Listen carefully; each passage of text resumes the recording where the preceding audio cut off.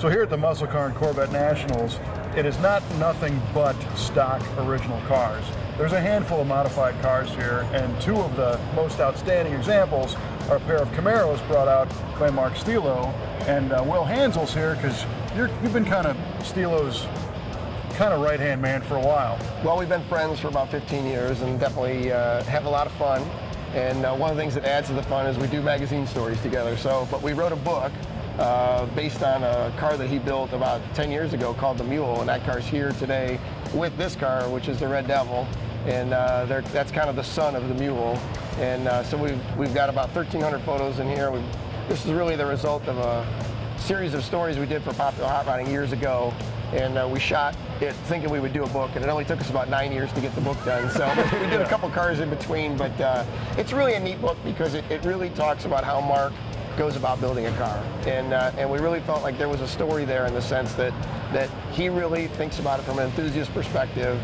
And we shot literally thousands of photos and culled it down to a measly 1,300, and, sure. and so people really seem to enjoy the book. Well, now, if my memory serves correctly, I think my introduction in print to Mark was a story that you did with the Red Witch car on the One Lap story. That story about killed me. That was a brutal story. That was in Hot Rod, what, about 91 or 2? Yep, and I'll tell you a fun story about that. So he finished the car the night before. He shows up.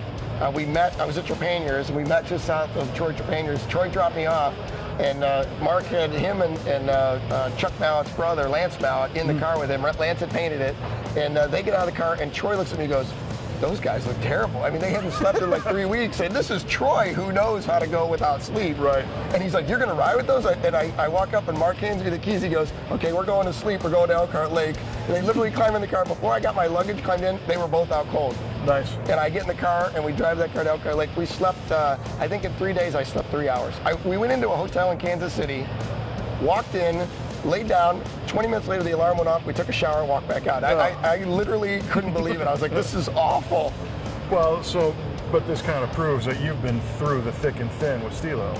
Well, yeah. I mean, I haven't built the cars. He builds the cars, but I do a lot of documentation, and we talk about it, and I've read along, and that was the first and last One Lap of America experience I had. I got all I needed right there. Yes.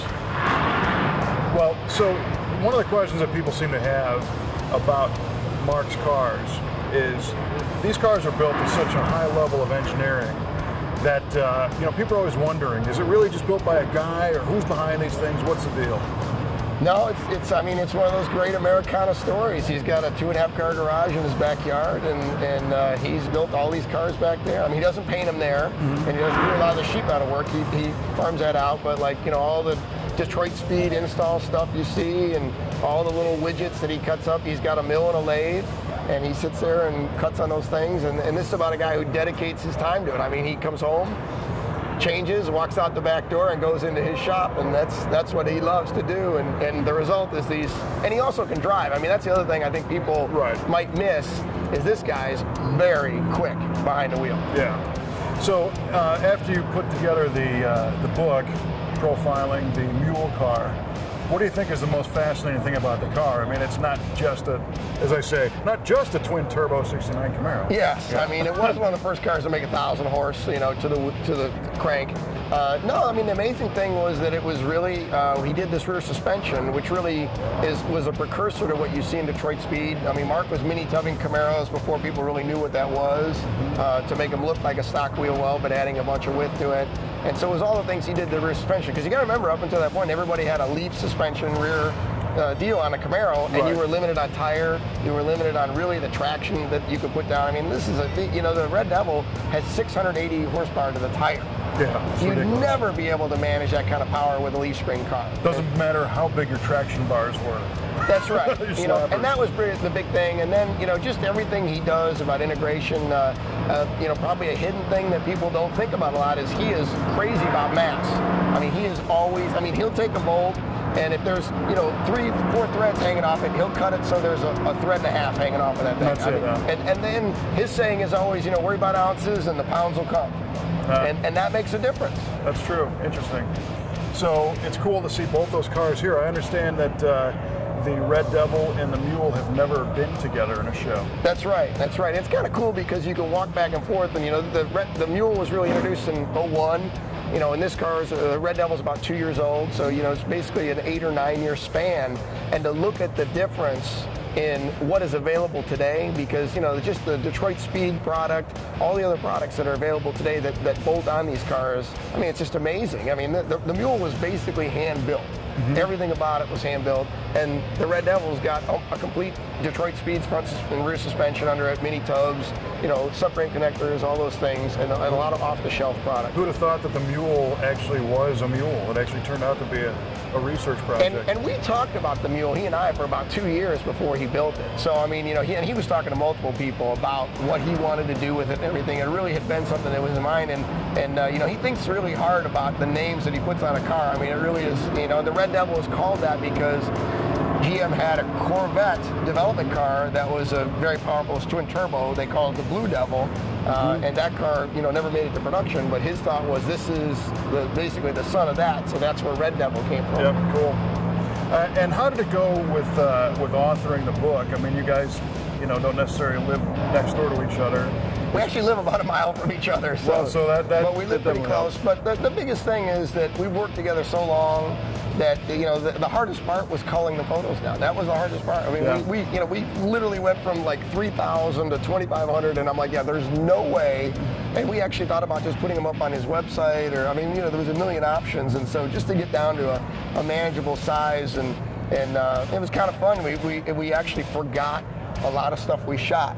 So we'd be pulling it up, and I'd show him a sequence. He's like, wow, I don't remember we shot all this stuff. And so that was the hardest part, really. Or like what we find when you go through the thousands of pictures after the car build and go, hey, well, that didn't work, so that's out. Or, remember this, we broke this 6 times. And we actually put in there a bunch of things that didn't work because we wanted to talk about that, because that's a lot of times you never see that stuff. And people, as they're building their car, they're like, I'm so dumb or whatever. And really, that happens with anything. You know, people, you try something, you're like, yeah, clang, never mind, try it again, and build another piece. The exhaust on the Mule is a great example. They actually built 3 headers for this car, and I was there one day when the fabricator was building the header, and he finally got the last tube, and he goes, not gonna work, and he throws it away, and I'm like, what do you mean? This guy had like 30 hours in the thing. He goes, well, I had a theory about how I was gonna package all the bends in, and it didn't work. And so I was like, I can't believe you did that. And he's like, yeah, that's part of doing it. I tried something and it didn't work. And I was like, wow, you know, you don't even think about that stuff.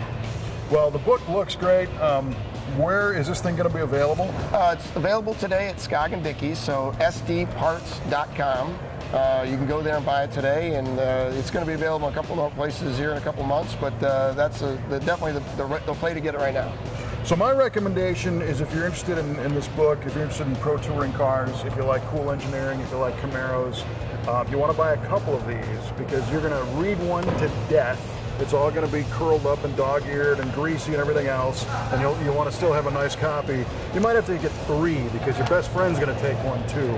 So, you know, trying to work with you a little bit here, but I think that's the reality. Some things you need 2 copies of, because this looks like a piece that you want to keep for a long time. I'll finish with this. The great thing about this book for us is I've written a lot of books, I've written a lot of magazine stories, is 100% of the responses that we've gotten back are people saying, wow, amazing technical resource, enjoyed reading it, learned something, feel like, you know, I'm going to be able to go faster, save money, you know, look better and going down the road. And that was really our goal, was to say, hey, Mark's learned a lot, he's experienced a lot of painful lessons, save yourself from all those, take a look at what he's done, and it should help you going down the road with your project. And it's not just a picture book.